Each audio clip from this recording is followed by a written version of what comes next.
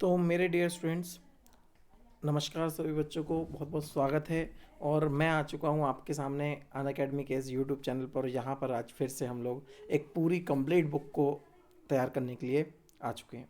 मैं यहाँ पे फिर से आपको एक पूरी कंप्लीट बुक पढ़ाऊँगा। पूरी कंप्लीट बुक कौन सी रहेगी, मैंने अभी लास्ट में आपको कवर करके दी है इंडियन इकोनॉमिक डेवलपमेंट, जिसमें मैंने आपको सारे के सारे चैप्टर्स एक ही साथ पूरे कवर करके दिए हैं। अब मैं कोशिश करने जा रहा हूँ कि मैक्रो इकोनॉमिक्स भी एक साथ पूरी की पूरी कंप्लीट कर दूँ। पूरी की पूरी मैक्रो इकोनॉमिक्स एक साथ कंप्लीट करने की मेरी कोशिश रहेगी। तो यहाँ पर हमें कौन कौन से चैप्टर्स पढ़ने हैं वो ये रहे। हमें ये circular flow of income, basic concepts of macro economics, national income and related aggregates, measurement of national income, ये पूरी की पूरी यूनिट नंबर 1 हमारी, जिसमें हम लोग नेशनल इनकम और उससे जुड़े हुए टॉपिक्स पढ़ेंगे। दूसरा फिर मनी एंड बैंकिंग, इससे जुड़े हुए टॉपिक्स देखेंगे। Aggregate determination of income and employment, ये पूरा एक यूनिट।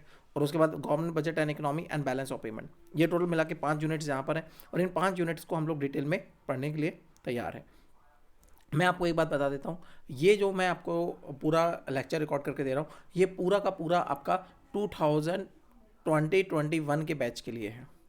मतलब सीबीएसई ने कुछ टॉपिक्स कट किए हैं जो इस बैच के लिए कोविड-19 की वजह से, वो मैं इस पूरे कोर्स में कवर नहीं कर रहा हूँ मैं। लेकिन बाकी की मान लो 95% चीज़ें पूरे पूरे कवर है, क्योंकि सीबीएसई ने कुछ कट ही नहीं किया था। बहुत ही कम टॉपिक थे, जो एक दो टॉपिक थे जो इक्का दुक्का जो कट किए थे, वो कहीं ना कहीं दूसरी जगह पे टच हो ही रहे हैं। तो मेरे हिसाब से तो मैं पूरा पूरा कवर कर रहा हूँ, आपको कुछ भी छूटेगा नहीं। और यहाँ पर मैं किसी बुक से नहीं पढ़ा रहा हूँ, मैं पूरी स्लाइड से पढ़ा रहा हूँ अपनी। तो स्लाइड्स में आपका पूरा कंटेंट कवर हो जाएगा। आप अपनी बुक्स में देख लेना, आपके बुक में कौन से नंबर पे वो चैप्टर है, कौन सी जगह पे वो दिया हुआ है। लेकिन मैं अपनी तरफ से पूरा कंटेंट कवर करके दे दूंगा आपको। मैंने अपनी स्लाइड्स बनाई हुई है, मैं स्लाइड से पूरा चैप्टर्स आपको कवर करूंगा। तो मेरी पहली स्लाइड पूरी ही है नेशनल इनकम की, जिसमें पूरा ही नेशनल इनकम कवर किया गया है। अब यहाँ पर नेशनल इनकम के मैं प्रैक्टिकल ज़्यादा प्रैक्टिस नहीं करवा पाऊंगा, क्योंकि मैं रिकॉर्ड कर रहा हूँ, तो मेरे सामने कोई प्रैक्टिस करने वाला है नहीं। लेकिन फिर मैं हर टॉपिक के 3 4 5 6 क्वेश्चन प्रैक्टिकल प्रैक्टिस करवा दूंगा। उसके बाद फिर आएंगे हम लोग मनी एंड बैंकिंग में, ये छोटा सा चैप्टर है, फिर इनको डिटेल में पढ़ेंगे। फिर ऐसे करते हुए पूरा कंटेंट हम लोग डिटेल में कवर कर लेंगे। तो मुझे उम्मीद है कि अच्छे से रिकॉर्ड होगा, बहुत अच्छी मजा आएगी आपको पढ़ने में। और मैं ज़्यादा बकवास ना करते हुए सीधे अपने टॉपिक पे चलता हूँ। तो देखो भैया, हम लोग शुरुआत करने जा रहे हैं अपने यूनिट नंबर 1 की। नाम है national income and related aggregates. शुरुआत करने जा रहा हूँ national income and related aggregate से। सबसे पहले इंट्रोडक्शन देखते हैं मैक्रो इकोनॉमिक्स का। तो मैक्रो इकोनॉमिक्स का इंट्रोडक्शन से पहले आपको पता होना चाहिए कि हमें पूरे पहले चैप्टर में पढ़ना क्या क्या है। हम इकोनॉमिक्स के बारे में पढ़ेंगे, इकोनॉमिक्स क्या होता है, थोड़ा सा जिन बच्चों को आइडिया नहीं हो, भूल गए हो। फिर सर्कुलर फ्लो ऑफ इनकम, फिर national income and related aggregates, फिर इंपॉर्टेंट टर्म्स पढ़ेंगे। नेशनल इनकम की अकाउंटिंग देखेंगे, तीनों method, income method, value added method और एक्सपेंडिचर मेथड, तीनों मेथड्स को पढ़ेंगे। तो सबसे पहले आता भैया इकोनॉमिक्स। इकोनॉमिक्स क्या है? तो एक कहानी होगी, आपको याद होगा, मैंने पिछले साल बताई थी, बच्चों को नहीं याद है तो मान लीजिए आपका 11th क्लास का रिजल्ट आया और आप जरा सा झूम लूँ मैं, अरे नारे बाबा ना, मतलब झूमे जा रहे हो। रिजल्ट क्या है, आप पास हो गए, बहुत अच्छे मार्क्स से आप पास हो गए, आपने बहुत अच्छी रैंक स्कोर की है। और अब आप चाहते हो कि हम पार्टी भी करें, हम मूवी भी देखने जाएं, हम नए नए कपड़े भी खरीदें, शॉपिंग भी करें, और हम लोग पिज़्ज़ा वगैरह भी खाएं, पार्टी मतलब फुल ऑन पार्टी के मूड में हो। पार्टी करने के लिए आप पापा के पास गए और पापा ने बोला जा बेटा जा जी ले अपनी ज़िंदगी, 101 रुपये दे दिया, और आप फिर रोने बैठ गए। तो अब क्या करोगे? तो इकोनॉमिक्स यहाँ पर हमारा काम करता है। इकोनॉमिक्स हमें यही बताता है, या जैसे ये आपके सामने समस्या है कि आपकी नीड्स बहुत ज़्यादा हैं और आपके पास रिसोर्सेज बहुत कम है, वैसे ही देश के साथ है। देश इकोनॉमी पूरी टेरिटरी के अंदर भी यही हाल है कि लोगों की नीड्स बहुत ज़्यादा हैं, डिमांड्स बहुत ज़्यादा हैं, और इकोनॉमी के अंदर रिसोर्सेज बहुत कम है। तो इकोनॉमिक्स इसी चीज़ पे फोकस करता है कि कैसे हम अपने लिमिटेड रिसोर्सेज का इस्तेमाल करके मैक्सिमम से मैक्सिमम लोगों की वांट्स को पूरा कर सके। लिमिटेड रिसोर्सेज को बेस्ट यूटिलाइज करके हम ज़्यादा से ज़्यादा लोगों की नीड्स को कैसे पूरा कर सकते हैं, वो हमें कौन बताता है? इकोनॉमिक्स बताता है। तो इकोनॉमिक्स क्या है पहले नंबर पे? तो इकोनॉमिक्स क्या है? तो economics is a subject matter that focus on rational management of scarce resources in a manner such that individual maximize their gains at macro level and society maximize its welfare at macro level। मतलब economics एक ऐसा subject है जो focus करता है कि कैसे आप अपने लिमिटेड रिसोर्सेज का इस्तेमाल करोगे। How will use your rational scarce resources. आपके पास जो रिसोर्सेज है वो बहुत ही इतू से हैं, उन इतनों से रिसोर्सेज का आप कैसे ज़्यादा से ज़्यादा इस्तेमाल करके उनसे ज़्यादा से ज़्यादा वेलफेयर क्रिएट कर सकते हो। ये कौन बताता है? ये हमें इकोनॉमिक्स बताता है। अब अगर हम इंडिविजुअल लेवल पर स्टडी करते हैं तो वो माइक्रो इकोनॉमिक्स होता है। जब हम पूरे इकोनॉमी को एक साथ स्टडी करते हैं तो वो क्या होता है? मैक्रो इकोनॉमिक्स होता है। ये पिक्चर आपको काफ़ी हद तक अच्छे से एक्सप्लेन कर देगी। Individual income, individual expenditure, household income, household expenditure, farm का प्रोडक्शन, रिसिप्ट, जो भी है इंडिविजुअल लेवल पर जो भी बातें हो रही हैं वो क्या है? माइक्रो इकोनॉमिक्स है। और जब इसी इंडिविजुअल लेवल को इकट्ठा कर दिया जाता है और पूरे इकट्ठा होकर वो चलता है तो इसको क्या बोलते हैं, मैक्रो इकोनॉमिक्स बोलते हैं। तो यहाँ पर इंडिविजुअल लेवल पर काम करना, इंडिविजुअल लेवल पर स्टडी करना या सिंगल यूनिट पर स्टडी करना, दैट इज़ माइक्रो इकोनॉमिक्स। और जब पूरी इकोनॉमी पर, होल इकोनॉमी पर एक साथ स्टडी करना, दैट इज मैक्रो इकोनॉमिक्स। और जहाँ पर हम बात करते हैं एग्रीगेट इकोनॉमी, पूरी एग्रीगेट इकोनॉमी, तो मैक्रो इकोनॉमिक्स क्या है? It is the part of economic theory which studies economic problem at the level of economy as whole. यहाँ पर हम इकोनॉमिक प्रॉब्लम को स्टडी करते हैं। इकोनॉमिक माइक्रो इकोनॉमिक्स ये इकोनॉमिक्स की थ्योरी का एक पार्ट है जिसमें हम पूरी इकोनॉमी की प्रॉब्लम्स को एग्रीगेट लेवल पर स्टडी करने की कोशिश करते हैं। पूरी इकोनॉमी को हम लोग एक ही इकोनॉमिक यूनिट मानते हैं और इसलिए इसको theory of income and employment भी बोला जाता है। It is also known as theory of income and employment. Problems क्या है? यहाँ पे हम जीडीपी की प्रॉब्लम को स्टडी करेंगे, इन्फ्लेशन डिफ्लेशन की प्रॉब्लम्स को स्टडी करेंगे, गवर्नमेंट की प्रॉब्लम, इन्वेस्टमेंट की problem, foreign exchange rate, balance of payment, ये सब आगे के चैप्टर्स हैं जो हम पढ़ने वाले हैं। जिन्होंने अभी तक नहीं पढ़ा उनके लिए भी काम का है। तो ये सब चीज़ें हम लोग आगे पढ़ने वाले हैं। तो एग्रीगेट ऑफ इकोनॉमिक सिस्टम, सबसे पहले मैं समझाना चाहता हूँ कि यहाँ पर हम बात कर रहे हैं एग्रीगेट की, मतलब एग्रीगेट में हम बात कर रहे हैं इकोनॉमी एज होल इकोनॉमी की बात कर रहे हैं। तो होल इकोनॉमी में एग्रीगेट डिमांड, तो टोटल एग्रीगेट का वर्ड में क्या क्या आ जाएगा? एग्रीगेट डिमांड, मतलब पूरी इकोनॉमी में कितनी डिमांड है, पूरी इकोनॉमी कितना खर्च कर रही है गुड्स एंड सर्विसेज के ऊपर, पूरी इकोनॉमी में सप्लाई कितनी है, टोटल प्रोडक्शन कितना हो रहा है पूरी इकोनॉमी के अंदर, पूरे देश के अंदर कितना प्रोडक्शन हो रहा है, कितनी सप्लाई आ रही है गुड्स एंड सर्विसेज की, पूरे देश में कितना कंजप्शन हो रहा है, लोग कितना कंज्यूम कर रहे हैं एक टाइम पीरियड के अंदर, पूरे देश की इनकम कितनी है, पूरे देश में जनरल प्राइस लेवल कितने हैं, प्राइस लेवल पूरे गुड्स एंड सर्विसेज का, ये सब बातें हमें पता चलती हैं कहाँ से? मैक्रो इकोनॉमिक्स से। एग्रीगेट लेवल पे बात कर रहे हैं, मतलब मैक्रो लेवल पे बात करना, एग्रीगेट लेवल पे बात करना। और आपसे कोई बोले एग्रीगेट का मतलब क्या है यहाँ पर, तो एग्रीगेट का मतलब है aggregate demand, aggregate supply, aggregate consumption, national income, general price level, मतलब इन सभी चीज़ों को पूरा एक साथ स्टडी करना, दैट इज मैक्रो इकोनॉमिक्स।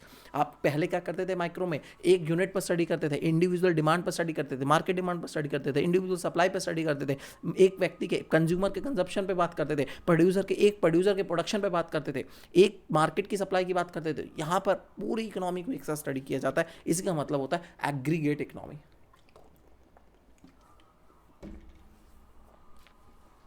बात चल रही है यहाँ पे एग्रीगेट इकोनॉमी। तो मैं थोड़ा यहाँ पर आपको बेस देना चाहता हूँ, यहाँ पे आपको थोड़ा सा पीछे की कहानी कवर करना चाहता हूँ। क्या हुआ था, जो हम माइक्रो इकोनॉमिक्स की थ्योरीज 11th क्लास में पढ़ रहे थे, वो ज़्यादातर थ्योरी इन्हीं लोगों की थी, जिसमें आपको याद होगा पापा थे हमारे father of economics Adam Smith, फिर उसके बाद अल्फ्रेड मार्शल, लियोलेंड रॉबिन्स, ये जेबी से David Ricardo, Thomas Robert Malthus, John Stuart Mill, JS Mill. तो ये कुछ पुराने इकोनॉमिस्ट थे, देश के अंदर पाए जाते थे। ये सब लोग, इनकी थ्योरीज अलग थी, ये अलग ही लेवल पर बिलीव करते थे, ये अलग ही थ्योरीज पे थे, इनका मानना कुछ अलग था। लेकिन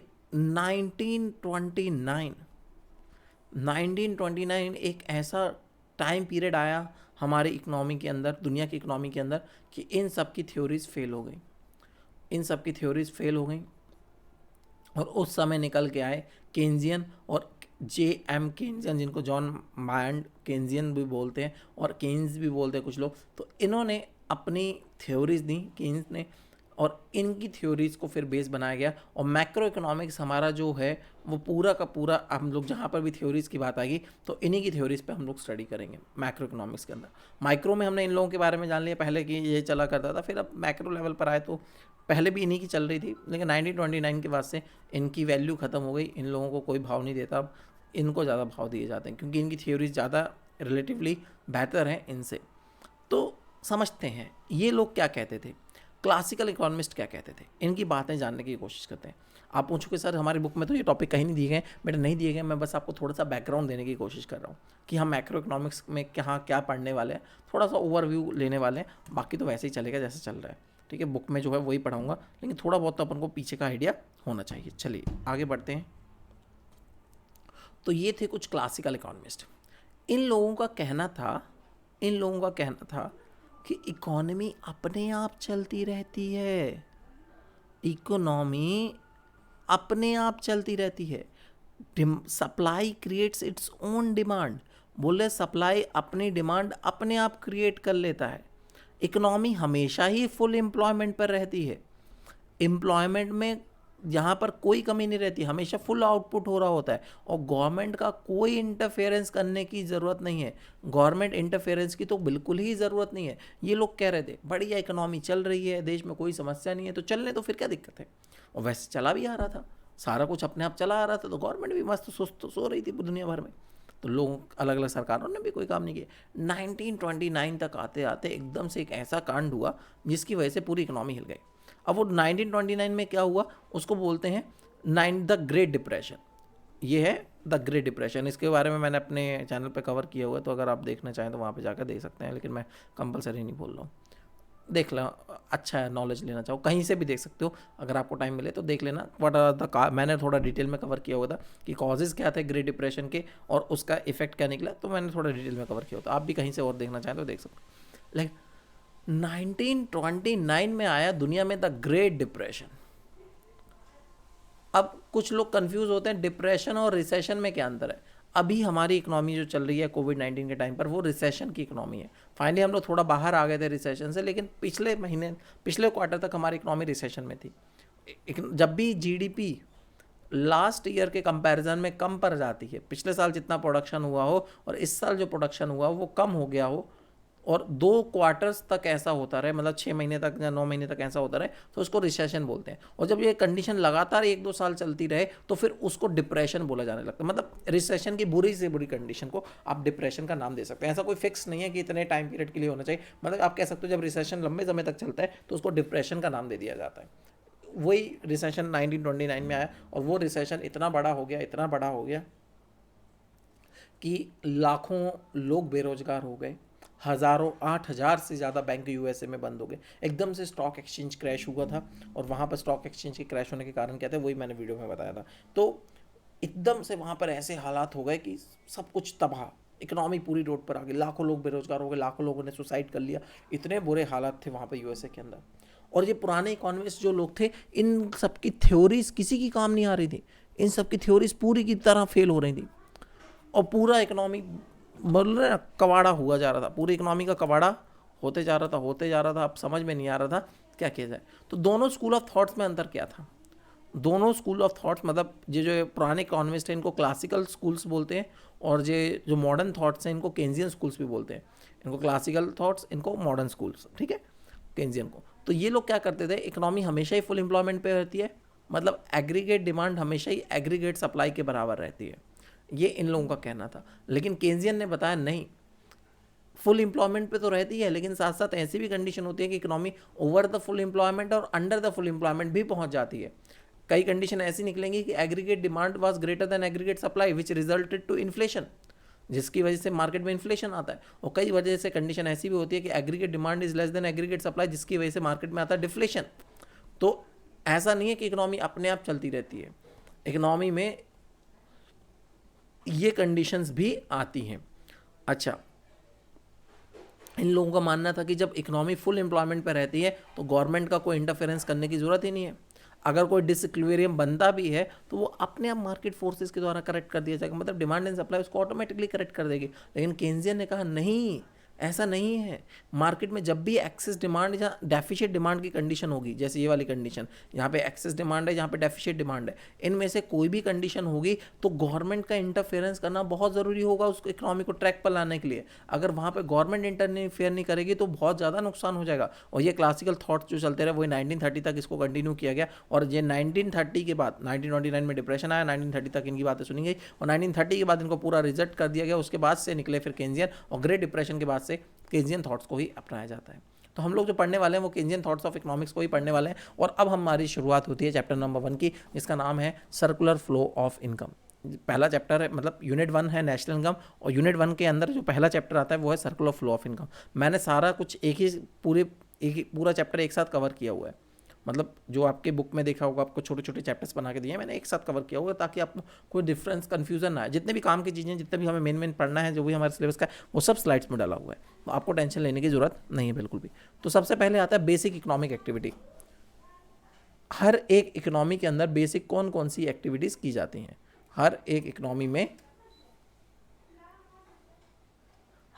इकोनॉमी के अंदर बेसिकली कौन कौन सी इकोनॉमिक एक्टिविटीज़ की जाती हैं उसके बारे में बात कर रहे हैं। तो यहाँ पर आपको स्लाइड से दिख रही होगा, सबसे पहला काम होता है इकोनॉमी के अंदर प्रोडक्शन का। सबसे पहले होता है production. Production generally defined as the activity which produce physical goods and services which increase the value of intermediate consumption. मतलब प्रोडक्शन एक ऐसी प्रोसेस है जिसमें हम लोग फिजिकली गुड्स एंड सर्विसेज को प्रोड्यूस करते हैं, जैसे यहाँ पे हो रहा है। इस पिक्चर को देखकर सामने समझ में आ रहा है, मशीनें लगी हुई हैं और यहाँ पे लोग भी लगे हुए हैं और कैपिटल भी लगी हुई है और यहाँ पे गुड्स एंड सर्विसेज को प्रोड्यूस किया जा रहा है। अगर आपसे कोई पूछे बताओ प्रोडक्शन क्या होता है, तो प्रोडक्शन का मतलब होता है किसी भी रॉ मटेरियल को प्रोसेस करके उसको फिनिश गुड्स में कन्वर्ट कर देना। आपने कोई भी रॉ मटेरियल लिया, रॉ मटेरियल को प्रोसेस किया और उसको फिनिश गुड्स में कन्वर्ट कर दिया, दैट इज कॉल्ड प्रोडक्शन। फिर आता है कंजप्शन। कंजप्शन का मतलब the process of using of utility of goods and services. फिर आपने उन्हीं जो प्रोडक्शन हुआ उसको कंज्यूम कर लिया। मान लो फैक्ट्रियों में अब ये सब सामान बनाए गए, कपड़े बने, कारें बनी, टूरिज्म सर्विस, साइकिल, टूरिज्म, कुछ भी अलग अलग चीज़ें ये निकली, तो अब आप उनको क्या कर रहे हो, कंज्यूम कर रहे हो। तो आपने उन्हीं गुड्स एंड सर्विसेज को कंज्यूम करना शुरू कर दिया, दैट इज कॉल्ड कंजप्शन, अपने नीड्स को पूरा करने के लिए। और फिर क्या होता है, एक होता है capital formation. Capital formation involve production of more goods like dams, roads, ऐसे गुड्स का प्रोडक्शन करना जो आगे जाके प्रोडक्शन करने में मदद करे।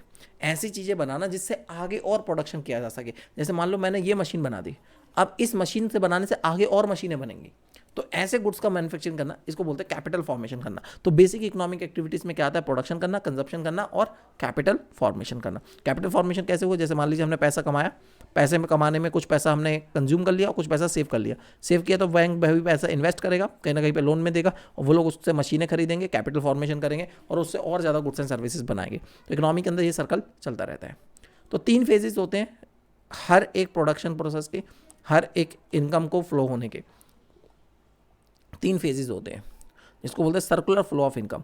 इस बात को मैं आपको पहले इधर से नहीं समझाते हुए अलग तरीके से समझाता हूँ, थोड़ा सा अलग तरीके से समझाता हूँ। देखते हैं।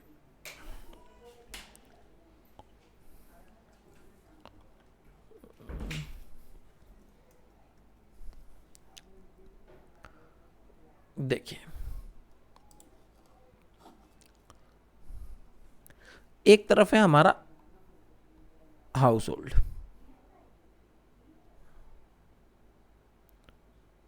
ये हमारा हाउस होल्ड है।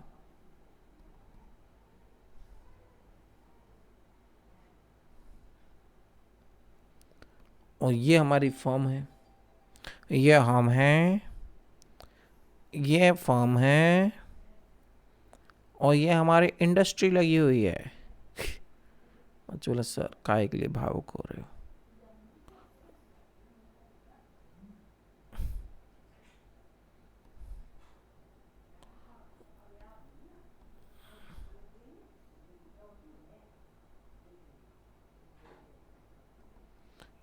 और ये इंडस्ट्री लगी हुई है बेटा, देख रहे हो, ये हमारी इंडस्ट्री लगी हुई है।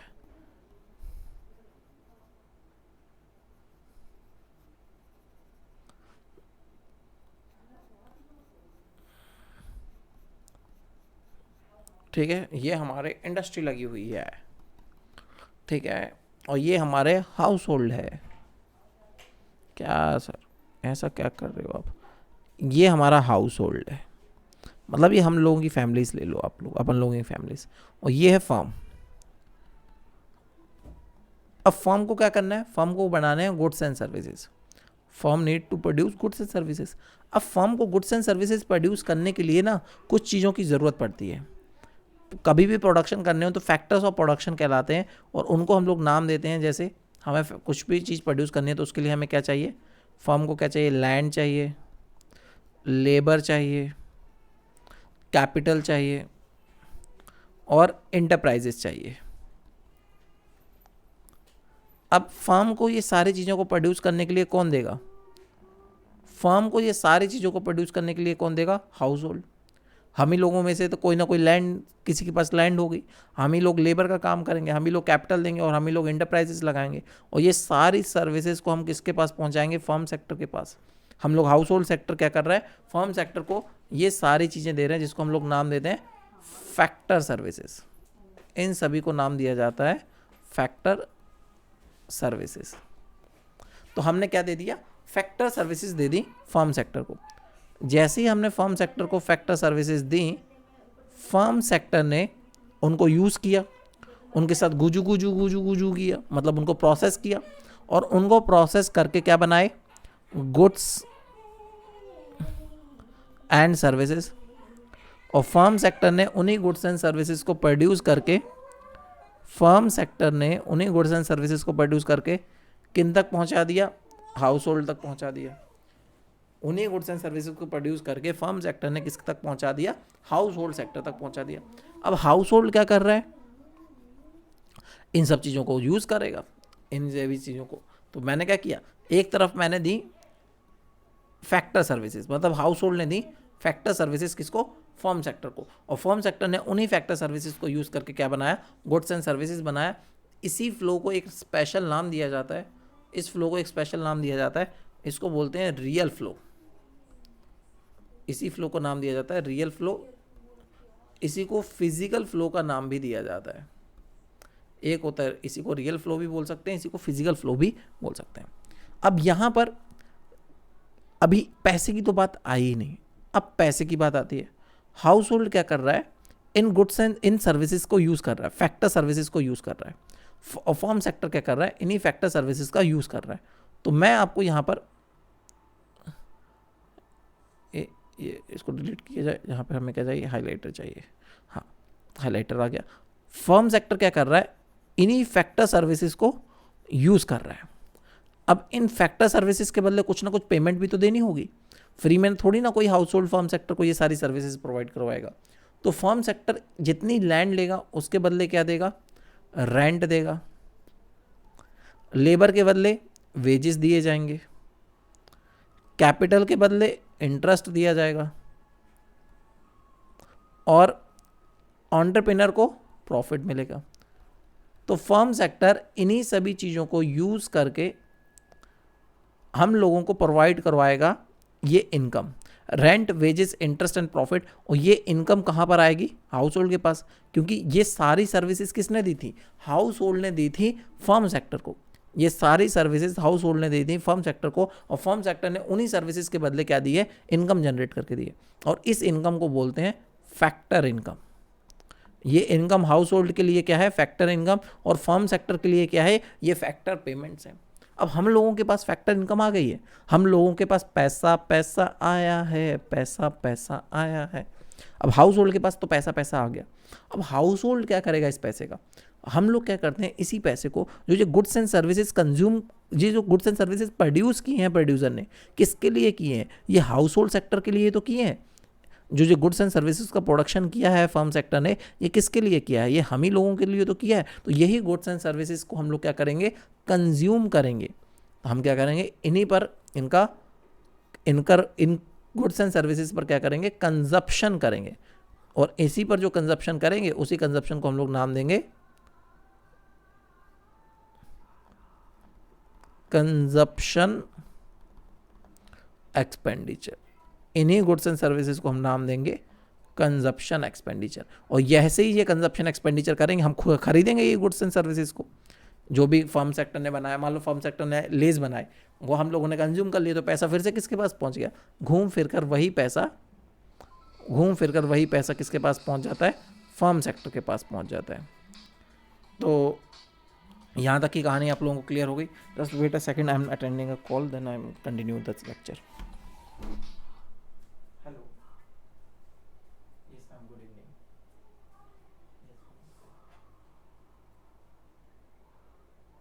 हाँ, चल रही है।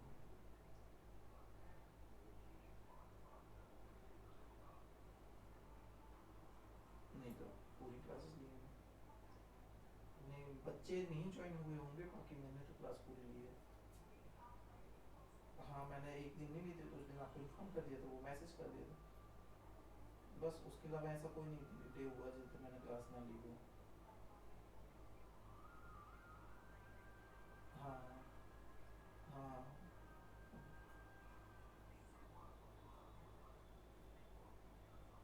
नहीं नहीं मैसेज,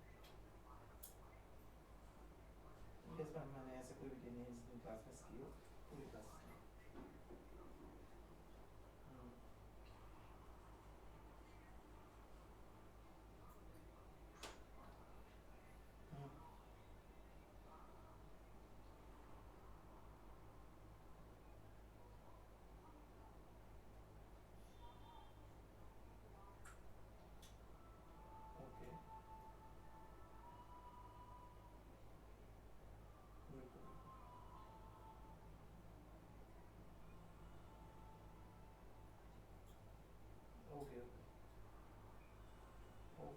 थोड़े ज़्यादा डिटेल में जा रहे हैं।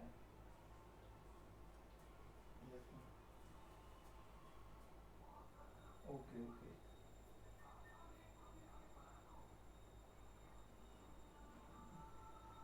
Yes ma'am.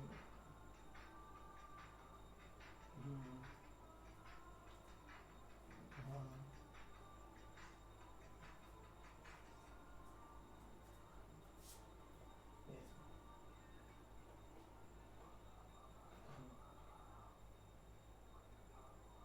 मैं टाइप कर रहा हूँ, मैं वर्ड पे टाइप कर रहा हूँ।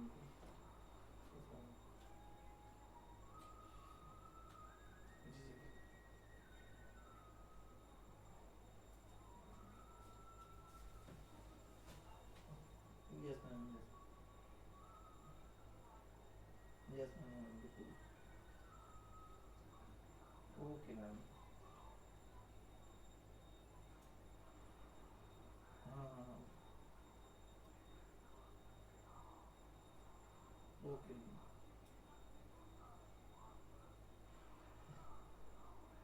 Yes ma'am. बिल्कुल बिल्कुल। यस मैम बिल्कुल। यस मैम बिल्कुल। Yes ma'am. यस मैम बिल्कुल हो जाएगा। Okay ma'am, thank you ma'am.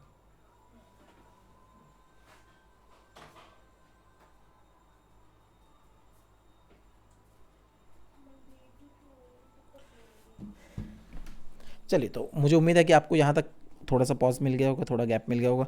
काफ़ी देर से मैं भी बकर बकर कर रहा था। अब हम लोग थोड़ा सा और आगे कंटिन्यू करते हैं। तो आप लोग फिर से थोड़ा सा देखना कोशिश करिए, एक और थोड़ा सा कंटिन्यू करते हैं फिर से।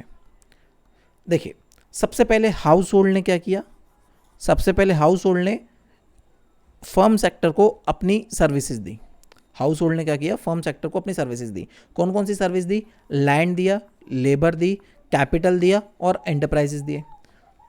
फर्म सेक्टर ने इन्हीं फैक्टर सर्विसेज को यूज़ किया, फर्म सेक्टर ने इन्हीं फैक्टर सर्विसेज को यूज़ किया और इनको यूज़ करने के बाद क्या प्रोड्यूस किया, गुड्स एंड सर्विसेज प्रोड्यूस किए। फाइनली फिर क्या प्रोड्यूस हो गए, गुड्स एंड सर्विसेज प्रोड्यूस हो गए और वही गुड्स एंड सर्विसेज किसके पास पहुंच गए, हाउस होल्ड के पास पहुंचे। अच्छा, लेकिन जो ये फर्म सेक्टर ने जो ये चीज़ें यूज़ की, इन चीज़ों को यूज़ करके क्या किया, इन चीज़ों को यूज़ करके तो प्रोडक्शन कर लिया, लेकिन इनके बदले कुछ ना कुछ पेमेंट्स तो देनी पड़ेंगी। अभी यहाँ तक तो कहीं पे पैसे की बात आई नहीं थी, और जो ये पैसे की बात जिस सेक्टर में नहीं आई है, इसको हम लोग नाम देते हैं रियल फ्लो।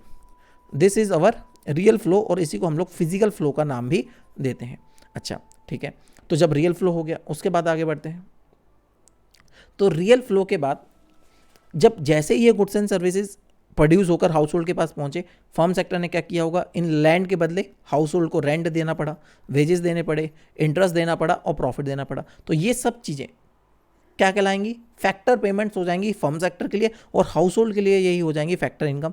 और फैक्टर इनकम जैसे ही हाउस होल्ड के पास आती है बल्ले बल्ले हो जाती है और इनकम का पता नहीं चलता। फर्म हाउस होल्ड सेक्टर क्या करता है, उन्हीं इनकम को यूज़ करता है कंजप्शन करने के लिए, अपने गुड्स एंड सर्विसेज को खरीदने के लिए, और वैसे ही वो पैसा फिर से किसके पास पहुंच जाता है, फर्म के पास। तो ये पैसे का फ्लो ऐसे ही चलता रहता है। जो बाहर वाला फ्लो था, इस फ्लो को हम लोग नाम देते हैं मनी फ्लो। ये ऊपर वाला रियल फ्लो था, अंदर वाला फ्लो जो था, बाहर वाला फ्लो जो था, मनी फ्लो है। इसको नॉमिनल फ्लो का नाम भी दिया जाता है, मनी फ्लो। तो आपको समझ में आ गया होगा यहाँ पर पैसा कैसे पूरी इकोनॉमी में सर्कुलेट होता है। ये था two sector economy, firm sector और हाउस होल्ड सेक्टर। अब कुछ बच्चों के मन में डाउट आता है कि सर गवर्नमेंट भी तो होती है इकोनॉमी के अंदर, और फॉरेन भी होता है, हम लोग बाहर से भी इंपोर्ट एक्सपोर्ट करते हैं। बिल्कुल बेटा, इकोनॉमी जो होती है वो 4 सेक्टर्स पे होती है। There are 4 sectors in the economy. 4 sectors कौन कौन से होते हैं इकोनॉमी के, ज़रा एक बार देख लेते हैं। 4 सेक्टर्स ऑफ इकोनॉमी, 4 सेक्टर्स जो होते हैं इकोनॉमी के अंदर, एक होता है हाउस होल्ड सेक्टर, एक होता है फर्म सेक्टर, और एक होता है गवर्नमेंट सेक्टर, और एक होता है फॉरेन सेक्टर। अच्छा, लेकिन हमारे सिलेबस के पॉइंट ऑफ व्यू से सीबीएसई ने गवर्नमेंट सेक्टर और फॉरेन सेक्टर को कट किया हुआ है। हमारे लिए सिर्फ है हाउस होल्ड सेक्टर और फर्म सेक्टर, इसलिए हम लोग सिर्फ इसी की बात कर रहे हैं। सिर्फ इन्हीं दोनों की बात कर रहे हैं। लेकिन बीच में एक और सेक्टर आ जाता है, सेक्टर नहीं कहते हैं उसको, उसको एक पार्ट बोलते हैं इस फ्लो का, वो है फाइनेंशियल इंस्टीट्यूशंस। आप फाइनेंशियल इंस्टीट्यूशन को आम भाषा में बोलना चाहें तो आप इनको बैंक्स कह सकते हैं। बीच में कभी कभी ये लोग बैंक का काम करते हैं। बैंक मतलब फाइनेंशियल इंस्टीट्यूशन में बैंक्स भी आते हैं और भी इंस्टीट्यूट्स आते हैं जो लोन वगैरह देने का काम करते हैं। मैं उन सभी की बात कर रहा हूँ जो फाइनेंस से रिलेटेड काम कर रहे होते हैं मार्केट के अंदर। तो मैं फिर से इस फ्लो को बनाने की कोशिश करता हूँ। तो सबसे पहले था हमारा house hold sector. House hold sector ने क्या किया? हाउस होल्ड सेक्टर ने land, Waje, land, capital, labour और इंटरप्राइजेस, ये किसको दिए? फर्म सेक्टर को। और फर्म सेक्टर को जैसे ही दिए तो फर्म सेक्टर के पास क्या है? ये सब चीज़ें पहुंची और फर्म सेक्टर ने इन्हीं सब चीज़ों को यूज़ करके क्या बना दिए? गुड्स एंड सर्विसेज बना दिए। और जैसे ये गुड्स एंड सर्विसेज बना दिए वो किसके पास पहुंच गए? हाउस होल्ड के पास पहुंच गए। अच्छा, इस फ्लो को क्या नाम दिया गया? Physical flow. अच्छा, इसके बाद क्या हुआ? इन लैंड, लेबर, कैपिटल और एंटरप्राइजेस के बदले क्या मिले हाउस होल्ड को? Wages, rent, interest and profit. ये सब इनकम के सोर्सेज थे और ये इनकम पहुंची हाउस होल्ड के पास और हाउस होल्ड ने क्या कर दिया? इसी इनकम को कंजप्शन कर लिया, कंजप्शन एक्सपेंडिचर किया। और जैसे ये कंजप्शन एक्सपेंडिचर किया ये फिर से किसके पास पहुंच गया? फर्म सेक्टर के पास पहुंच गया। तो ये कौन सा फ्लो हो गया? Money flow. लेकिन इनके बीच में अब मैं बता रहा हूँ एक नई चीज़ आ जाएगी, नया कोई शक नहीं आ गया बीच में। ये कौन है? Financial institution. अब फाइनेंशियल इंस्टीट्यूशन क्या करेगा? मान लीजिए जो जो पैसा आया इनकम का आपके पास, अगर आप 1,000 रुपया एक दिन का कमाते हो तो आप क्या करोगे? अगर ये आपकी 1,000 रुपये की इनकम है तो क्या करोगे? पूरा का पूरा कंज्यूम कर लोगे। हो सकता है आप 100% कंज्यूम कर लो और हो सकता है कि आप 800 रुपये आपने कंज्यूम कर लिए, कंजप्शन कर लिया गुड्स एंड सर्विसेज का, और 200 रुपये आपने सेव कर लिया। तो अब क्या होता है कि कुछ पैसा आपका कंजप्शन में चला जाता है और कुछ पैसा हाउस होल्ड का कहाँ पर चला जाता है? इन्हीं बैंक में अलग अलग फॉर्म में, या आप सेविंग, वो एफडी वगैरह करवा देते हो, सेविंग अकाउंट में डाल देते हो। तो आप क्या, हाउस होल्ड क्या कर लेता है? कुछ पैसा सेविंग कर लेता है यहाँ पर और ये पैसा जहाँ पर चला जाता है। और बैंक क्या करता है? उन्हीं सेविंग्स का पैसा इकट्ठा करके फर्म सेक्टर को क्या दे देता है? लोन दे देता है, क्योंकि फर्म सेक्टर को लोन की भी ज़रूरत पड़ती है। और फर्म सेक्टर क्या करता है? इस लोन के बदले इंटरेस्ट देता है और हाउस होल्ड के पास वही इंटरेस्ट घूम फिर कर वापस आ जाता है। तो ये पूरी इकोनॉमी में ऐसे ही सर्कुलेशन चलता रहता है, चलता रहता है, चलता रहता है। और इसी पूरे सर्कुलेशन को हम लोग नाम देते हैं सर्कुलर फ्लो ऑफ इनकम। तो आई होप आपको ये सारी बातें समझ में आ गई होंगी। मैं इसको यहाँ से फिर से बता देता हूँ। तो 4 फैक्टर्स ऑफ प्रोडक्शन होते हैं। सबसे पहला लैंड, दूसरे नंबर पे कैपिटल, तीसरे लेबर, तीसरे नंबर पे कैपिटल और चौथे नंबर पे एंटरप्राइजेस। यहाँ पर देख के समझ में आ रहा होगा कि किन चीज़ों को हम क्या बात कर रहे हैं, किन चीज़ों की यहाँ पे बात कर रहे हैं। फैक्टर ऑफ प्रोडक्शन में लैंड, ज़मीन, आपको कहीं ना कहीं प्रोडक्शन करने के लिए कोई ना कोई लैंड तो चाहिए, बिल्डिंग, अपार्टमेंट, कुछ भी हो सकता है। इन सब चीज़ों की तो आपको ज़रूरत पड़ेगी पड़ेगी, इसके बिना तो प्रोडक्शन पॉसिबल ही नहीं है। तो एक तो लैंड चाहिए, दूसरे नंबर पे बिना लेबर के भी काम नहीं होने वाला, तो आपको लेबर भी चाहिए। मशीनों के बिना, पैसे के बिना भी काम नहीं होने वाला, कैपिटल भी चाहिए। और एक व्यक्ति भी चाहिए जिसके पास ये सारे चीज़ों को करने का आइडिया होगा, जो इन सब चीज़ों को अरेंज करेगा और फिर जाके पूरी कोई संस्था लगाएगा जहाँ पर इन सब चीज़ों को प्रोड्यूस किया जाएगा। इन सब चीज़ों को यूज़ करके कुछ गुड्स एंड सर्विसेज प्रोड्यूस किए जाएंगे, तो उसको क्या बोलेंगे? एंटरप्राइज बोलेंगे। जब ये चारों चीज़ें मिलती हैं तब बनता है हमारा फैक्टर्स ऑफ प्रोडक्शन। और यही फैक्टर्स ऑफ प्रोडक्शन हम लोग यूज़ करते हैं। ये देखिए, ये हाउस होल्ड सेक्टर है। हाउस होल्ड सेक्टर ने क्या दिया? लैंड, लेबर, कैपिटल, एंटरप्राइजेस दिया। तो ये सारी सर्विसेज हमने कौन सी दी? फैक्टर सर्विसेज दी। किसको? फर्म सेक्टर को। फर्म सेक्टर ने क्या किया? इन्हीं गुड्स, इन्हीं फैक्टर सर्विसेज को यूज़ करके प्रोडक्शन बनाया और गुड्स एंड सर्विसेज किसको सप्लाई कर दिए? हाउस होल्ड सेक्टर को। फिर हाउस होल्ड सेक्टर ने इन्हीं को यूज़ किया, इन्हीं चीज़ों को यूज़ किया कंजप्शन एक्सपेंडिचर के लिए, इन्हीं चीज़ों को यूज़ किया कंजप्शन एक्सपेंडिचर के लिए। क्यों? कि देखो, रेंट के बदले, लैंड के बदले मिला रेंट, लेबर के बदले मिले वेजेस, कैपिटल के बदले मिला इंटरेस्ट और एंटरप्राइजेस के बदले मिले प्रॉफिट। तो ये सारा प्रॉफिट घूम फिर कर किसके पास पहुंच गया? हाउस होल्ड के पास पहुंच गया। ये सारा इनकम किसके पास पहुंच गया? हाउस होल्ड के पास। और हाउस होल्ड के पास बल्ले बल्ले हो गई, पैसा आ गया। अब वो पैसा हम किस पर खर्च करेंगे? इन्हीं गुड्स एंड सर्विसेज पर। तो expenditure, consumption expenditure on goods and services, और ये पैसा फिर से किसके पास पहुंच जाएगा? फर्म सेक्टर के पास। तो ऐसे तरह ये पूरा पैसा मन के अंदर, इकोनॉमी के अंदर सर्कुलेट होता रहता है। अच्छा, अब यहाँ पर आता है फिर से विद बैंक के अगर बीच में जाए तो हमने जितना पैसा कमाया, जितना पैसा कमाया उसमें से कुछ पैसा, उसमें से कुछ पैसा हम लोग कहाँ पर दे देंगे? ये थोड़े से एरोज गलत हो गए थे बनाते समय। तो जितना पैसा हमने कमाया, जितना पैसा हाउस होल्ड ने कमाया, उसमें से कुछ पैसा हमने क्या कर दिया? कुछ पैसा हमने यहाँ पर सेव कर लिया। सेविंग की तो पैसा बैंकों के पास पहुँच गया और बैंक ने वही पैसा आगे क्या दे दिया? लोन की फॉर्म में आगे दे दिया। और फिर हाउस फर्म सेक्टर ने उसी पैसे पर इंटरेस्ट दिया और वही इंटरेस्ट हाउस होल्ड के पास पहुंच गया। तो ये क्या है, ये ऐसे करके विद फाइनेंशियल इंस्टीट्यूशन के साथ चलता रहता है। तो यहाँ पर मैंने अभी तक आपको जो बताया वो सर्कुलर फ्लो ऑफ इनकम बताया। अब यहाँ पर देखते हैं तो सर्कुलर फ्लो ऑफ इनकम का मीनिंग क्या होता है। It refers to the cycle of generation of income and its production process, its distribution among the factors of production and finally its circulation from household to firm for the, मतलब ये जो मैं पूरा आपको circle बनाया ना, इसी चीज़ को आप पूरा डिफाइन कर दोगे ना, तो यही सर्कुलर फ्लो ऑफ इनकम कहलाता है। सर्कुलर फ्लो ऑफ इनकम को आम भाषा में समझें कि फैक्टर्स ऑफ प्रोडक्शन को इकट्ठा करके प्रोडक्शन एक्टिविटीज़ करना, उससे डिस्ट्रीब्यूट करना, और डिस्ट्रीब्यूट करने के बाद इनकम जो जनरेट करना, और इनकम जनरेट करने के बाद फिर से वही इनकम प्रोडक्शन फेज तक पहुंचा देना। यही पूरा फ्लो चलना income circular flow of income कहलाता है। इस डायग्राम को, इस चार्ट को ध्यान से देखिए। सबसे पहला आता है प्रोडक्शन फेज।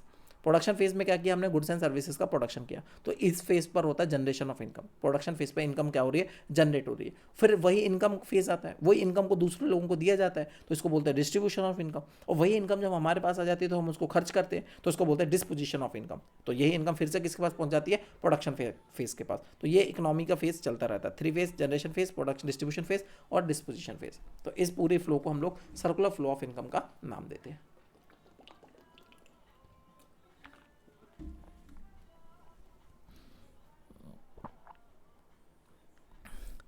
तो आई थिंक आपको यहाँ तक की बातें तो पूरी तरह से क्लियर हो गई होंगी। यहाँ तक की बातें तो आपको पूरी क्लियर हो गई होंगी मेरी। अब थोड़ा सा आगे बढ़ते हैं। एक और कॉन्सेप्ट है इससे जुड़ा हुआ, one more concept is related with this topic, this is stock and flow. बच्चे बड़े कन्फ्यूज होते हैं, सर किस चीज़ को आप स्टॉक बोलेंगे, किस चीज़ को फ्लो बोलेंगे। मैं आपको कुछ एक फिर से कहानी बना के सिखाऊंगा, और आपको फिर पहचानना है कौन सी चीज़ स्टॉक है और कौन सी चीज़ फ्लो है, कौन सी चीज़ स्टॉक है और कौन सी चीज़ फ्लो है। यहाँ पर देखते हैं। मान लीजिए ये एक टैंकर है, ये एक टैंक है, इसमें क्या भरा हुआ है, इसमें क्या भरा हुआ है भैया, इसमें पानी भरा हुआ है। पानी ऐसे ही है, चलो नीला नीला, आज ब्लू है पानी पानी, अच्छा पानी को थोड़ा सा बड़ा कर दें, आज ब्लू है पानी पानी पानी पानी, इसमें पानी भरा हुआ है। सर क्या कर रहे हो इतना टाइम, अरे भैया अब पानी आ जाने दो यार, पानी बह जाएगा नहीं तो फिर आप बोलोगे सर पानी लीक कर दिया आपने। अरे पानी बाहर चले गए, अरे यार, अरे यार, भगवान का दिया हुआ सब कुछ है, लैपटॉप में शॉर्टकट कीज दी गई हैं, और यहाँ पर ये पानी पानी पानी पानी पानी, और ये पानी भरा हुआ है इसमें, देख रहे हो ना पानी कितना भरा हुआ है। बच्चे बोले सर अब आप बकवास कर रहे हो। अरे भाई थोड़ा सा तो बकवास चलता है ना क्लास में, कितना सीरियस होते हैं। हाँ ये पानी भरा हुआ था, अच्छा लेकिन ये पानी आ कहाँ से रहा था, अरे वाह सर ये भी बना हो गया, पानी आ कहाँ से रहा था, अरे तुम्हें किसने बोला यहाँ पर आने के लिए, हमें तो ये चाहिए था ना, नहीं तुम चाहिए। यार मजाक करते हो। हम ये एक चबूतरा है जिस पे ये टैंकर रखा हुआ है, ठीक है, और पीछे से मोटर लगी हुई है, पीछे से मोटर लगी हुई है, और ये मोटर से पानी ऊपर आता है। थोड़ा सा बड़ा हो जाओ भाई, बड़े हो जाओ, बड़े हो जाओ, नहीं ये नहीं हुआ बड़ा, चलो कोई नहीं। हाँ यहाँ से मोटर लगी हुई है, और ये मोटर से पानी कहाँ पर आता है। बच्चे बोले सर आज तो आप फुल मूड में आ गए ड्राइंग करने के, इससे अच्छा ड्राइंग क्लास ही ले लेते। मेरे अब कर ही रहे तो अच्छे से कर लें। वाह, और इस मोटर से पानी आता है इसके अंदर। अब थोड़ा सा ऊपर से टेढ़ा हो गया, भावुक नहीं होना, बोलना सर अब टेढ़ा है अब हो रहा है जाने दो, इतनी भी अपन को कौन सा ड्राइंग कंपटीशन में जाना है।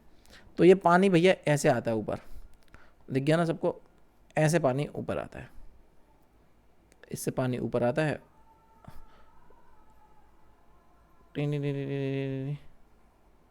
और ये पानी पहुंच जाता है कहाँ पर, इसके अंदर। और यहाँ पर लगा हुआ है एक टैप, टैप लगा हुआ है, अरे ज़्यादा ऊपर लग गया टैप, लोग पानी कैसे भरेंगे।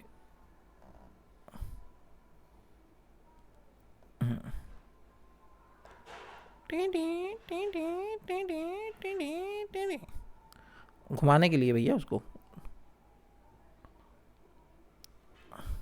यहाँ से भी पानी क्या आता है, नीचे आता है,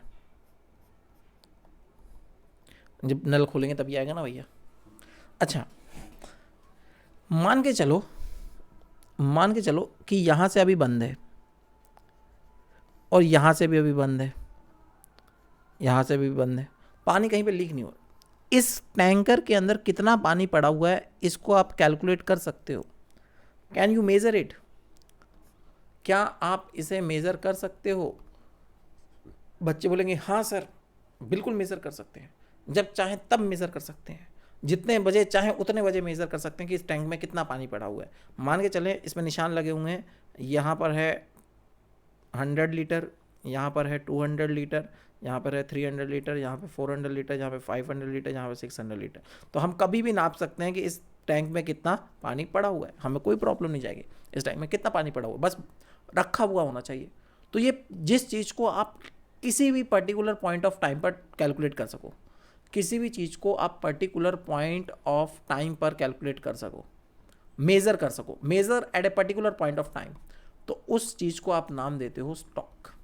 वो चीज़ आपके लिए होती है स्टॉक। जिस चीज़ को कभी भी किसी भी समय किसी भी जगह पर कैलकुलेट किया जा सके, उसमें कितना क्वांटिटी है कितना है वो मेज़र किया जा सके, दैट इज स्टॉक। मेरे पानी इस बॉटल में कितना पानी पड़ा हुआ है मैं अभी कैलकुलेट कर सकता हूँ, मेज़र कर सकता हूँ। मैं बस थोड़ा सा मुझे उस माप वाली चीज़ में डालना है, मैं आराम से कैलकुलेट कर सकता हूँ। और इसमें निशान लगे होते तो मैं आराम से कैलकुलेट कर सकता था। मैं मेज़र करना है, हमें किसी भी चीज़ को मेज़र करना, दैट इज़ कॉल्ड स्टॉक। जो चीज़ आप कभी भी मेज़र कर सकते हो उस चीज़ को स्टॉक बोलते हैं। तो आपके गोडाउन में कितना गेहूं पड़ा हुआ है, स्टॉक। आपके घर में कितना आटा रखा हुआ है, स्टॉक। आपके घर में कितनी दाल रखी हुई है, स्टॉक। आपके घर में कितनी शक्कर रखी हुई है, स्टॉक। आपके घर में कितने कपड़े हैं, स्टॉक।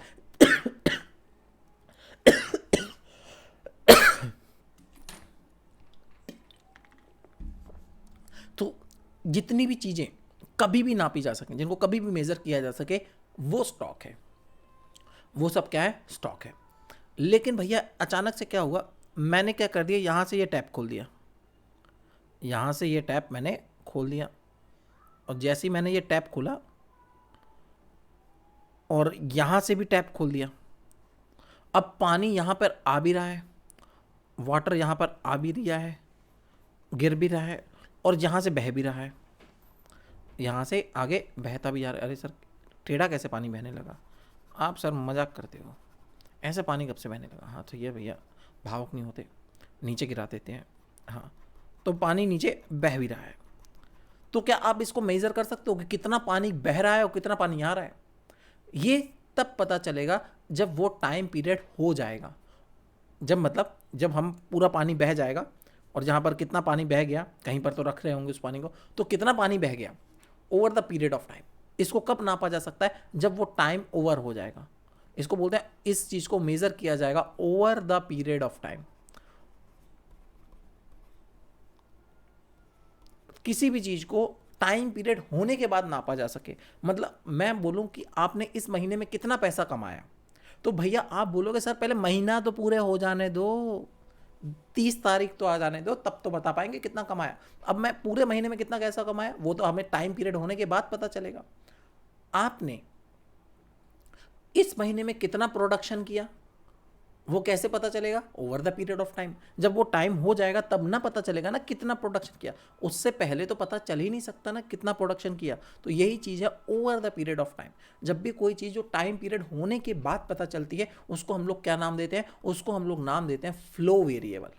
तो कोई भी ऐसा वेरिएबल जो टाइम होने के बाद कैलकुलेट किया जा सके, दैट इज फ्लो। और कोई भी चीज़ जो किसी भी टाइम पर कैलकुलेट की जा सके, जिसको कभी भी मेजर किया जा सके, दैट इज स्टॉक। तो आपके सामने फिर से कॉन्सेप्ट आ गया जो मैं आपको समझा रहा था। स्टॉक एक ऐसा एलिमेंट होता है, एक ऐसा वेरिएबल होता है which can be measured at a particular point of time. किसी भी टाइम पर आप जिस चीज़ को कैलकुलेट कर सको, दैट इज स्टॉक। और फॉर एग्जांपल एक गोडाउन में कितने गुड्स पड़े हुए हैं 31 मार्च को, वो स्टॉक है। फ्लो एक डायनामिक कॉन्सेप्ट है, ये बार बार चेंज होता रहता है। ये measure over the period of time, इसको टाइम पीरियड होने के बाद कैलकुलेट किया जाता है, तो दैट इज फ्लो वेरिएबल। तो जैसे एक साल में कितने बच्चों ने जन्म लिया, तो वो कब पता चलेगा आपको? जब पूरा टाइम हो जाएगा। 1 महीने में कितने कोविड केसेस आए, वो टाइम होने के बाद पता चलेगा। 1 महीने में लोगों की कितनी मृत्यु हुई, इस महीने में कितने लोगों की डेथ हुई, तो वो तब जब महीना पूरा हो जाएगा तब ना पता चलेगा। ऐसा थोड़ी कभी भी उठाकर कैलकुलेट कर लोगे। वो तो टाइम पीरियड होने के बाद पता चलता है। तो कोई भी चीज़ जो टाइम के बाद पता चले, उसके बाद कैलकुलेट की जा सके, उसको हम लोग फ्लो वेरिएबल का नाम देते हैं।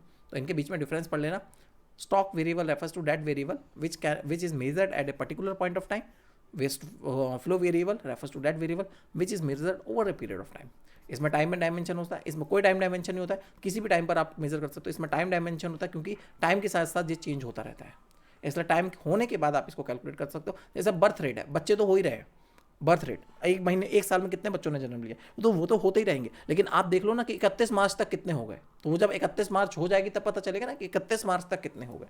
तो वो तो लगातार हो ही रहे हैं बच्चे, लेकिन वो तो टाइम पीरियड इतना हो गया, इस डेट तक का देख लो, आगे होते रहेंगे, बाद में देख लेंगे। तो ये टाइम के साथ चलता है। ये स्टैटिक कॉन्सेप्ट है, ये एक जैसा रहता है। ये डायनामिक है, बार बार चेंज होता रहता है।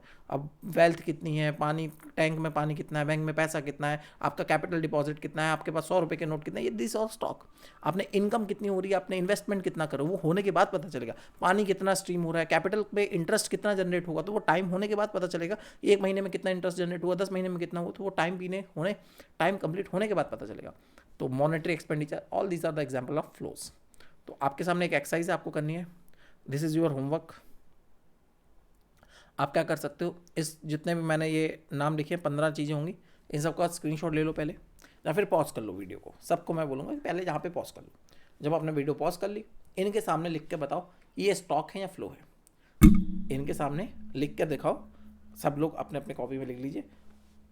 First point stock, second point flow, third point stock, fourth point flow, जो भी हो, मैंने तो ऐसे तुक्का बताया, तो आप लोग लिख लीजिए। फिर उसके बाद पहले लिखिए, सीरियसली बोलो, मजाक नहीं करो। जो लोग रिकॉर्डेड देख रहे हैं सब लोगों को बोल रहा हूँ कि आप लोग लिखिए इसको, और फिर लिखने के बाद आप पता करिए कि आपने ये सही किया कि गलत किया। फिर आगे जाकर आप इसको मैच कर लीजिए। टोटल मिला के ये 15 चीज़ें होंगी। 15 के 15 आप लोग 2 मिनट का टाइम दे रहा हूँ, आराम से लिखिए, आराम से नोट करिए, और फिर उसके बाद बताइए कि आपने क्या किया। उसके बाद आप लोग बताइए कि आपने क्या किया। तो यहाँ पर आपने यहाँ तक की बात हो गई होगी। तो अब मैं इसको आगे शो कर देता हूँ। ये आपके आंसर्स हैं। आराम से वीडियो को पॉज कर लीजिएगा, आराम से वीडियो को पॉज कर लीजिएगा, और यहाँ पे पॉज करने के बाद आराम से चेक कर लीजिएगा कि आपके आंसर कितने सही हुए, कितने गलत हुए। लेकिन लिखना ज़रूरी था भैया, मजाक मत करना, लिख ज़रूर लेना, ठीक है ना। आगे बढ़ते हैं। अब अगला कॉन्सेप्ट आता है। ये अगर आप संदीप गर्ग बुक से पढ़ रहे होगे तो उसका पहला चैप्टर निपट गया यहाँ पर। लेकिन अब मैं आपको चलता हूँ अगले टॉपिक पर ले चलता हूँ। मैं तो एक साथ ही पूरा नेशनल इनकम कवर करवा रहा हूँ, तो अगले टॉपिक पे ले चलता हूँ। अगला टॉपिक है आपका domestic income, sorry domestic territory. Domestic territory क्या कहलाती है? डोमेस्टिक टेरिटरी क्या कहलाती है? अब ये देश का नक्शा देख रहे हो ना आप लोग, ये ब्राउन ब्राउन एरिया, तो ये अपने देश की टेरिटरी है, ये अपने देश की सीमाएँ हैं। इसको क्या बोलते हैं? इसको बॉर्डर्स बोलते हैं। जितनी भी ज़मीनी सीमाएं होती हैं इसको बॉर्डर्स बोलते हैं, और जितने भी पानी वाली सीमाएं होती हैं इसको कोस्टल लाइंस बोलते हैं। तो मैं तो बस ऐसी लाइन खींच रहा हूँ उसके ऊपर ऊपर। तो इसके अंदर अंदर जितना भी एरिया पाया जाता है, इसके अंदर अंदर जितना भी एरिया पाया जाता है, इसके अंदर जो भी चीज़ें पाई जाती हैं, इसके अंदर जो भी प्रोडक्शन होता है, इसके अंदर जो भी इनकम जनरेट होती है, all these are the part of domestic territory of the country. All these things are the part of domestic territory of the country. समझ रहे हो ना भावनाएं, क्या बोलना चाह रहा हूँ? तो मतलब इस देश की सीमाओं के अंदर जितनी भी चीज़ें पाई जाती हैं, वट चाहे हवा, पानी, ज़मीन, रिसोर्सेज, मिनरल्स, फॉरेस्ट, ये ऊपर आप ये मत बोलना कि सर ये इस तरह से क्यों नहीं बनाया, वो पाकिस्तान के पास है, इतना चाइना के पास है, ये लोग लूट के ले गए। तो अब जितना है उतना ही देख लो, कितना अजीब सा लग रहा है। हाँ, तो जितना भी है इतना ही अपना है। जितना पीओके के पास है, हम लोग दिखाते ज़रूर है अपने नक्शे में कि ये हमारा नक्शा है, ये भी हमारा है। तो पाकिस्तान वाले अपने को ये भी दिखाते हैं, पाकिस्तान वाले ये उनका है, हम लोग अपने को दिखाते हैं। तो ये डिस्प्यूटेड एरिया हो गया। ये चाइना वाले ले गए तो भाड़ में जान दो, जितना भी है उतने पे स्टडी करते हैं। तो देश की पॉलिटिकल फ्रंटियर्स के अंदर जो जो चीज़ें पाई जाती हैं, पॉलिटिकल फ्रंटियर्स के अंदर जो जो चीज़ें पाई जाती हैं, these are the domestic territory of the country. इन सबको क्या हम नाम देंगे? इस सबको बोलेंगे डोमेस्टिक टेरिटरी है। लेकिन ये तो बहुत आसान बात हो गई, थोड़ा सा टेक्निकल होता है। आपको ज़्यादा यहाँ पे इतना डिटेल में पूछते नहीं है, फिर मैं बता देता हूँ। बॉर्डर तो सीधा सीधा है, यहाँ से लाइन खत्म हुई, एलओसी खत्म हुई, वो हमारा, वहाँ से उसके आगे का तुम्हारा, ठीक है। लेकिन पानी में थोड़ा डिस्प्यूट होता है। पानी में क्या रहता है, जो जो एरिया आपको दिख रहा है ना, मान लीजिए ये कोस्टल लाइन है, इस कोस्टल लाइन से 12 नॉटिकल माइल्स, 12 नॉटिकल माइल्स मतलब आप कह सकते हो समुद्र का डिफरेंस नाप, पानी पे डिफरेंस नाप, डिस्टेंस नापने के लिए जो मेज़र यूज़ किया जाता है उसको नॉटिकल माइल्स बोलते हैं। ज़मीन पर डिस्टेंस नापने के लिए हम मीटर किलोमीटर का इस्तेमाल करते हैं। पानी की सतह पर, पानी पर नापने के लिए, पानी के डिस्टेंस नापने के लिए हम उसको नॉटिकल माइल्स से नापते हैं। और एक नॉटिकल माइल लगभग 1.8 किलोमीटर के बराबर होता है। 8785 किलोमीटर के 6 जितना ये 1.8 किलोमीटर के बराबर होता है, ठीक है। तो यहाँ पर आप 12 नॉटिकल माइल्स तक का डिफरेंस ले सकते हो, लगभग 22 किलोमीटर, ठीक है। जहाँ से आपकी सीमा शुरू होती है पानी की, वहाँ से लेकर 22 किलोमीटर लगभग या फिर 12 नॉटिकल माइल्स तक लगभग, ये हमारे देश की टेरिटरी का ही हिस्सा माना जाता है। These all included in the domestic territory of the country. उसके 12 और जोड़ो, 12 क्या कि 12 और जोड़ो, मतलब मैं यहाँ से बात कर रहा हूँ 24 नॉटिकल माइल्स तक। ये भी अपना ही एरिया होता है, लेकिन ये जो 12 वाला एरिया होता है ना, एक्स्ट्रा वाला, इसमें फ्री मूवमेंट्स रहता है, कोई भी आ सकता है, कोई भी जा सकता है। लेकिन जो ये 12 वाला अंदर वाला एरिया है, इसमें कोई भी नहीं आ सकता, और कोई भी व्यक्ति इसमें आ गया तो समझो उसे टैक्स दे के ही जाना पड़ेगा। कोई भी शिप इसमें आ गई या फिर कोई फॉरेन नेवी की कोई जहाज वगैरह, क्रूज वगैरह इधर आ गया, तो इंडियन वाले उसको उड़ा देंगे, मतलब परमिशन के बिना आया। तो पाकिस्तान की कोई जहाज वगैरह यहाँ तक घुसा है तो उसको तो उड़ा ही देते हैं। और तुम कैसे आ गए यहाँ पर, तो वो 12 नॉटिकल माइल्स तक का एरिया अपना माना जाता है।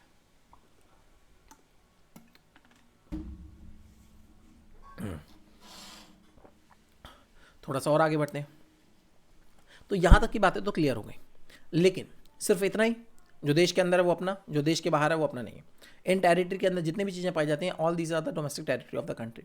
लेकिन बहुत सारी ऐसी चीज़ें हैं जो टेरिटरी के अंदर नहीं है, फिर भी हम उसको अपने टेरिटरी का पार्ट मानते हैं। Still we count it in the domestic territory of our country, फिर भी हम उसको अपनी टेरिटरी का हिस्सा मानते हैं। और वो कौन सी चीज़ें हैं जिनको हम अपने डोमेस्टिक टेरिटरी का हिस्सा मानेंगे, भले ही वो हमारे देश के अंदर नहीं है वो देश के बाहर, लेकिन तब भी हम उनको मानेंगे कि ये देश की सीमाओं के अंदर ही हैं। वो कौन सी चीज़ें हैं जिसमें आता है ये, अरे यार क्या है यहाँ पर, ऐसा लगता है पत्थर कंकर पड़ा माउस के आसपास। हाँ, ये है वो। बोले सर ये तो कुछ समझ में नहीं आ रहा, ध्यान से देखना। इन डोमेस्टिक टेरिटरी को अगर आप आम व्यक्ति की भाषा में बोलोगे, आम व्यक्ति की भाषा में बोलोगे तो इसको बोलते हैं domestic territory the political frontiers of the country. देश की तट सीमाएं जो भी हैं वही हमारी क्या है, डोमेस्टिक टेरिटरी है, जो भी हमारे देश की सीमा है। लेकिन बहुत सारी ऐसी चीज़ें उन सीमाओं में नहीं हैं जो उन टेरिटरी के बाहर है, लेकिन तब भी हम उन्हें अपनी टेरिटरी का पार्ट मानते हैं। कौन कौन सी वो ऐसी चीज़ें हैं जो देश की सीमाओं के बाहर हैं लेकिन उन्हें हम अपनी टेरिटरी का पार्ट मानते हैं? वो सबसे पहले उसमें ships and aircrafts owned and operated by normal resident between 2 और more countries. Ship and aircraft मतलब जहाज वगैरह चलती है ना, शिप्स वगैरह चलती हैं। अब वो चाहे वो लड़ाकू विमान हो, चाहे वो एयर इंडिया के विमान हो, है तो वो इंडिया के ही, भले ही वो दुनिया में किसी भी देश में चल रहे हैं, किसी भी देश में उनको उड़ाया जा रहा है, but still they are part of India. भले ही वो अब एयर इंडिया का विमान आज स्विट्ज़रलैंड में हो, लेकिन उसका ओन ऑपरेशन कंट्रोल कहाँ से हो रहा है, इंडिया से हो रहा है। तो ऐसे कोई भी शिप्स भी हो सकती हैं जो दूसरे दूसरे देशों में जाती हैं, हफ्ते हफ्ते भर, महीने महीने भर, 6 महीने तक दूसरे देशों में घूमते रहते हैं, भले ही वो कहीं पे भी हो। लेकिन अगर उनका मैनेजमेंट कंट्रोल इंडिया से हो रहा है तो they are the part of domestic territory. वो अपने ही डोमेस्टिक टेरिटरी में उनको क्या करना पड़ेगा, प्लस करना पड़ेगा। कुछ फिशिंग वेसल्स होती हैं, मछलियाँ पकड़ने वाले लोग जाते हैं मछलियाँ पकड़ने के लिए समुद्र के अंदर, तो वो भी 2-2 हफ्ते, 3-3 हफ्ते, 1-1 हफ्ते तक वहीं पर बने रहते हैं समुद्र के अंदर, मछलियाँ पकड़ते रहते हैं। तो उनको भी हम लोग क्या बोलते हैं, डोमेस्टिक टेरिटरी का पार्ट बोलते हैं। Oil and natural gas rings, ये कुछ इस तरह की रिग्स बनाई जाती हैं जहाँ पे समुद्र के अंदर बड़ी बड़ी फैक्ट्रियाँ लगाई जाती हैं। देखो इस तरह के प्लेटफॉर्म बनाए जाते हैं, इनके अंदर नीचे ड्रिलिंग की जाएगी और नीचे जाकर क्या बनाया जाएगा पता है, नीचे से क्रूड ऑयल निकाला जाता है। तो इतनी बड़ी बड़ी इंडस्ट्रीज़ लगाई जाती हैं पानी के अंदर, तो ये कहलाते हैं फ्लोटिंग प्लेटफॉर्म्स। इनको फ्लोटिंग प्लेटफॉर्म्स भी बोल सकते हो।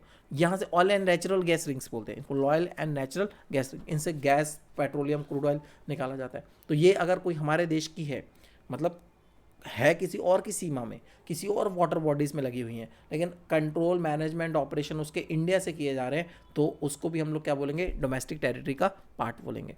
उसके अलावा इंडिया की कोई एम्बेसी कोई इंडिया के एम्बेसी ऑफिस, देखो विदेश के कुछ लोग इंडिया में आना चाहेंगे, ठीक है, मान लीजिए कनाडा का कोई व्यक्ति है या फिर अमेरिका का कोई, न्यूजीलैंड का व्यक्ति है, इंडिया आना चाहता है, तो उसे हमारे इंडिया से परमिशन लेनी पड़ेगी, लेकिन वो इंडिया आए बिना परमिशन कैसे ले सकता है? तो अमेरिका उसी के देश में हमारे देश का एक ऑफिस होगा जिसको आप एम्बेसी ऑफिस बोलते हो, वहाँ पर जाकर वो वीज़ा फाइल करेगा, एप्लीकेशन फाइल करेगा, वहाँ पे उसको वीज़ा मतलब इंडिया में आने की परमिशन मिल जाएगी, फिर वो आके आराम से घूम सकता है। तो हमारे देश के एम्बेसी ऑफिस पूरी दुनिया में बनाए गए होंगे और पूरी दुनिया के एम्बेसी ऑफिस हमारे देश में भी होंगे।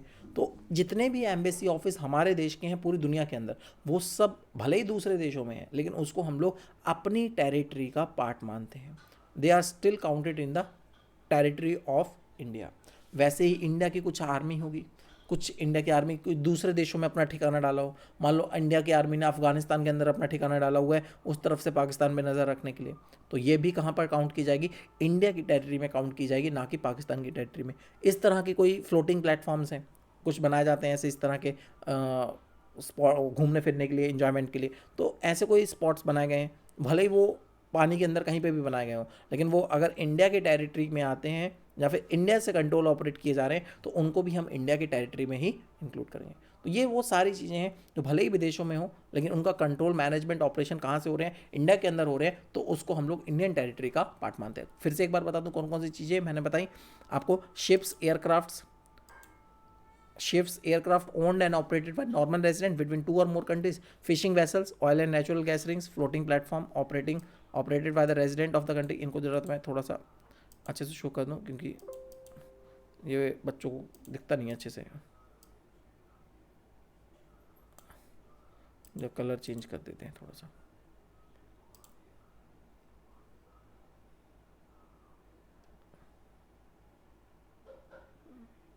अब ठीक है, तो अब आप देख पा रहे होंगे जिन चीज़ों का मैंने नाम लिया। तो ships and aircrafts own and operated by normal resident between two और more countries, fishing vessels, oil and natural gas rings, floating platform operating by resident of a country in international border bodies where they have exclusive rights of operation, embassy consultant, military establishment of country located abroad. ये सब चीज़ें भले ही विदेशों में हैं लेकिन इनको हम लोग अपने ही देश की टेरिटरी का पार्ट मानेंगे। ये तो हो गया, लेकिन कुछ चीज़ें ऐसी हैं जो हमारे देश के अंदर होंगी लेकिन फिर भी हम लोग उसे इंडिया की टेरिटरी का पार्ट नहीं मानेंगे। बहुत सारी चीज़ें ऐसी होंगी जो देश के अंदर होंगी लेकिन हम उसे इंडिया की टेरिटरी का पार्ट नहीं मानेंगे, जैसे embassy consultants, military establishment of foreign country. मतलब कोई भी एम्बेसी ऑफिस, कोई भी कंसल्टेंसी, कोई भी मिलिट्री ऑफिस विदेशी कंट्रियों के इंडिया में बनाए हो। मान लो अमेरिका की आर्मी ने इंडिया में आके डेरा डाला हुआ है, मान लो अमेरिका का दुनिया भर के सारे एम्बेसी ऑफिस इंडिया में होंगे। जैसे आपको पाकिस्तान जाना है तो पाकिस्तान का वीज़ा लेना पड़ेगा, तो पाकिस्तान का एम्बेसी ऑफिस भी इंडिया में होगा। आपको अमेरिका जाना है तो अमेरिका का एम्बेसी ऑफिस में जाना पड़ेगा अमेरिका का वीज़ा लेने के लिए। तो हर देश के एम्बेसी ऑफिस इंडिया में होंगे। जैसे हमारे देश के एम्बेसी ऑफिस विदेशों में थे, उन्हें हम अपनी टेरिटरी का पार्ट मान रहे थे, वैसे दूसरे विदेशों के एम्बेसी ऑफिस भी इंडिया में होंगे, उन्हें हम अपनी टेरिटरी का पार्ट नहीं मानेंगे, वो उन्हीं लोगों की टेरिटरी में इंक्लूड किए जाएंगे। और कुछ इंटरनेशनल ऑर्गेनाइजेशंस हैं जैसे WHO, UNO, ये सब संस्थाएं, इनके ऑफिस भी अगर इंडिया के अंदर बनाए गए हैं तो भी हम उनको इंडिया की टेरिटरी का पार्ट नहीं मानते हैं। तो आई थिंक आपको ये सारी बातें यहाँ तक समझ में आ गई होंगी। अब इसके आगे और भी बहुत सारी चीज़ें जो मैं कवर करना चाह रहा हूँ, जो करूँगा मैं अभी, लेकिन उसके पहले हम थोड़ा सा ब्रेक ले लेते हैं 5 मिनट का। मैं आपको भी बोलूँगा कि आप 5 मिनट का ब्रेक ले लिए, 5 मिनट बाद फिर से हम लोग आगे कंटिन्यू करते हैं। ठीक है, 5 मिनट बाद हम लोग आगे कंटिन्यू करते हैं। ओके।